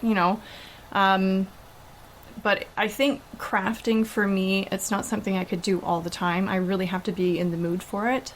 But yeah, I mean, sometimes I'll see, a video will pop up on my feed or something, or somebody's making something, and I'll think, oh, that's so cute, I want to go and try that. So I do. But again, it's not something that I do all the time. For me, my creativity really comes out in the writing, and that's what I enjoy doing most. Yeah, I will go and I will cross-stitch to get my brain to shut off, because that's like my thing of, I can't get my brain to stop when it starts. Yeah. And I just start losing my mind with it. And so I had to find a way, especially in COVID times, where I couldn't just say to hubby, hey, let's go out in the car. So I had to learn to find things to do to kind of keep my mind sane. One of the things I started doing was I would cross-stitch, which I've been doing because I'm in the processes of doing a quilt, which... Okay. Yeah, nice. For my mother-in-law, because I try and make special things for the family at Christmas time, birthdays and stuff. And then I also diamonds, I do diamond painting, which is so much more relaxing than you'd think. Yeah, I've done it a couple times with my two older girls. They enjoy it, and it is it's kind of mindless. You don't have to really think. You can just sit there for hours and do it. And also, you can do it and you can listen to a podcast, or you can listen to don't do it and listen to the news. Trust me, it's not. But you know what I mean? you can just lose yourself in it. And that's what I need to do sometimes to kind of get over the hump of certain things in my mind. So yeah, I try and use it to clear the cobwebs a little bit. Because I can be very hard on myself. I think we all can be. So, yeah, I think so. You know, it's good to have that kind of outlet of freedom. Yeah. So I myself have a long-term illness that makes me slow down and appreciate the day. What would you say makes you slow down and smell the roses? Because we can all get caught up in the need to do everything immediately. Honestly, being up north in the place that I was talking about before, that really makes me slow down and like you said, stop and smell the roses. It makes me, I guess, kind of come back down to earth in a sense. You know, you can get lost in all of the things that you're doing, and it can get overwhelming. And I think being in a place where you can feel less stressed and just focus on absolutely nothing, really, and just enjoy where you are. And for me, you know, being up there with the sounds of nature all around me and just nothing overwhelming, nothing stressful. So being up there really makes me kind of just reach a sense of calm. And really, I mean, if I'm not able to go up there, because I don't really go up there in the winter, just I want to say unplugging, even though it's electronics, but I'm walking away from the computer, walking away from the writing, walking away from everything, and I just spend time with the kids.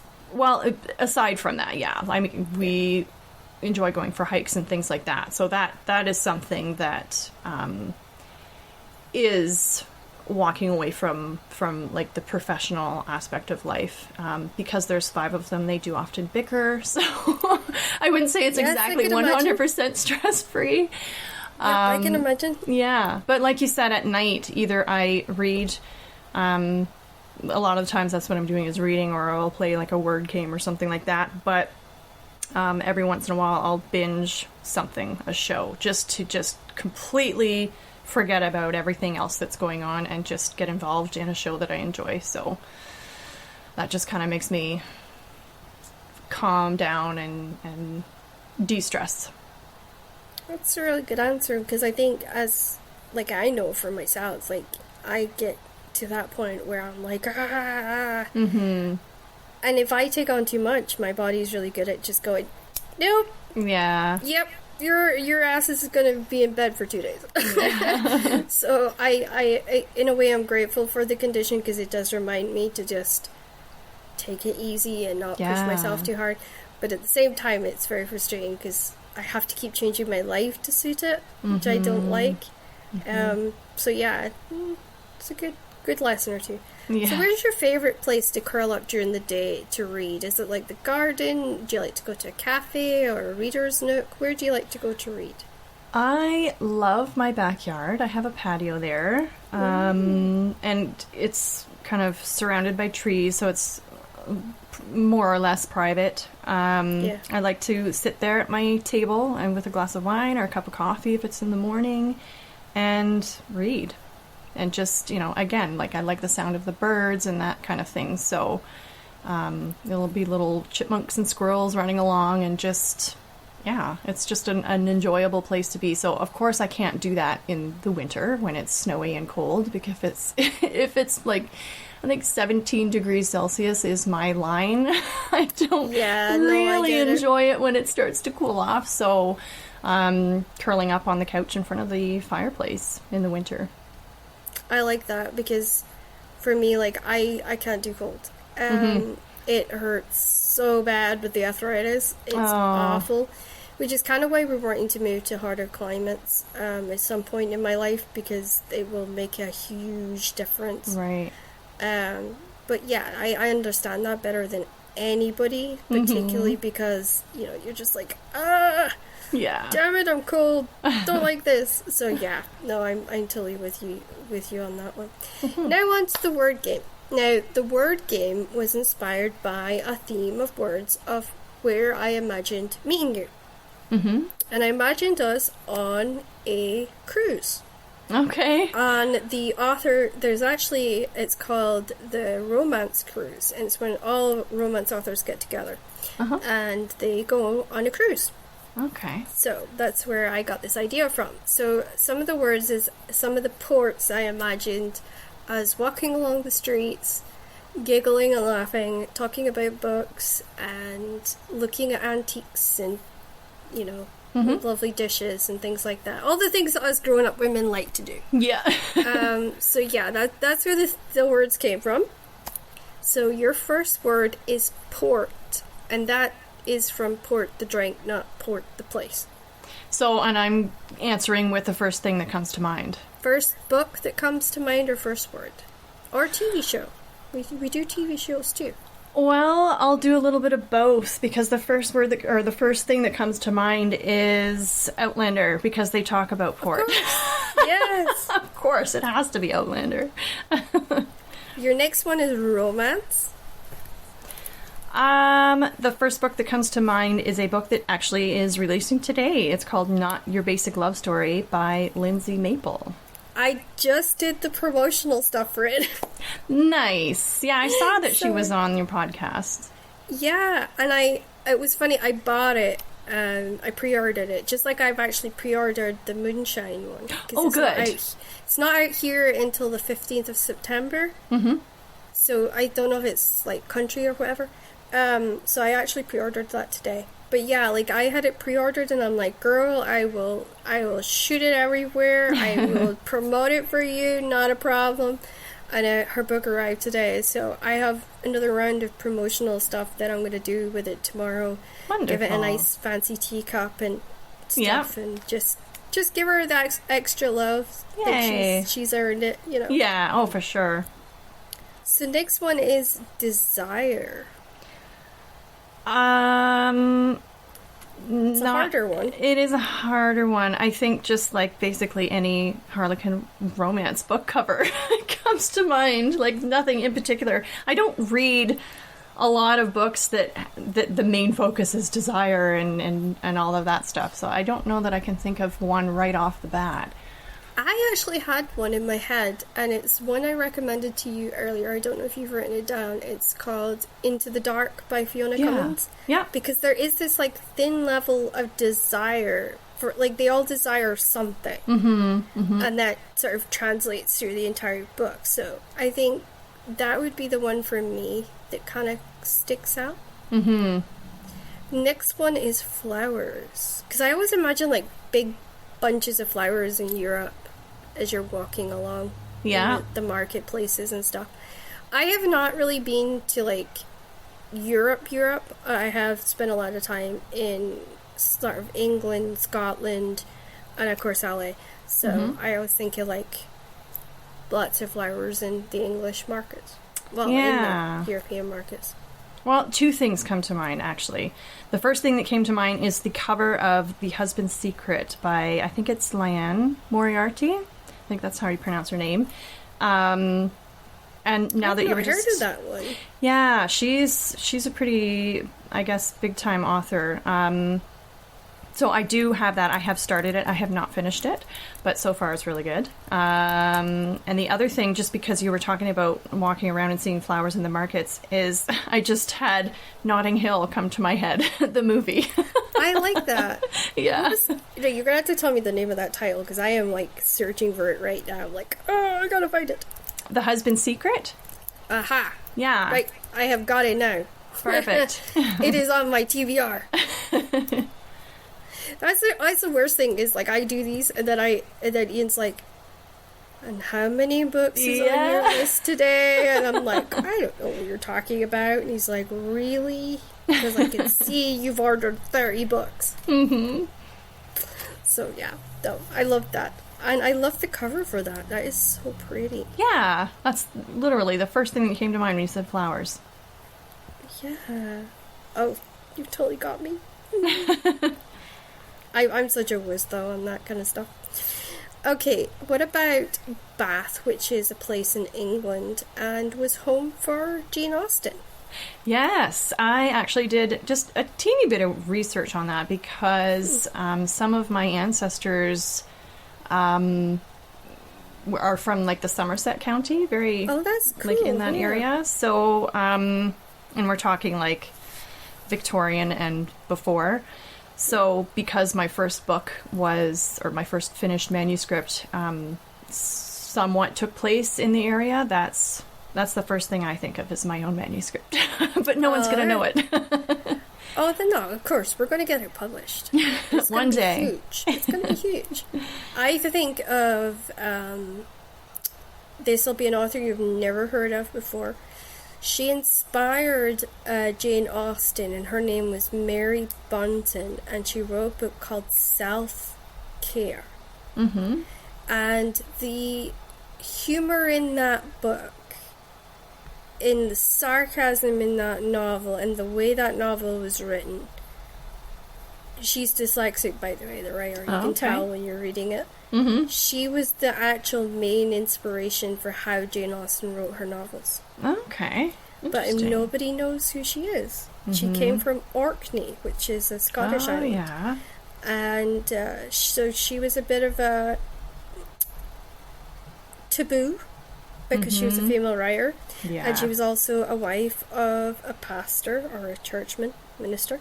Mm-hmm. And she inspired Jane to sort of break the mold a little bit with her direct conversation with the reader and the way that she uses her sarcasm. So nice. You'll have to check her out. She's a little bit long-winded with her descriptions, but if you can get through it, you will see the thread of a really great story. Mm-hmm. Boy, she could have done with a great editor, though. Next word is England. I think probably many others would probably say this. The first thing that comes to mind is Bridgerton. Of course. I didn't think of that, actually. I thought of A Stitch in Time, and I don't think it goes to England, but for some reason I just thought of A Stitch in Time by Kelly Armstrong. Yeah. I don't know why. That was mine. What about New York?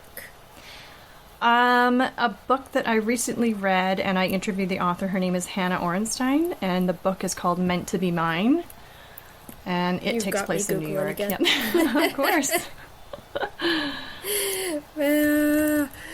Yeah, so my husband's that's gonna hate me. Kind of a romance. Super cute. I really liked the book, and it was fun talking to Hannah as well. I love the cover with it being bright yellow and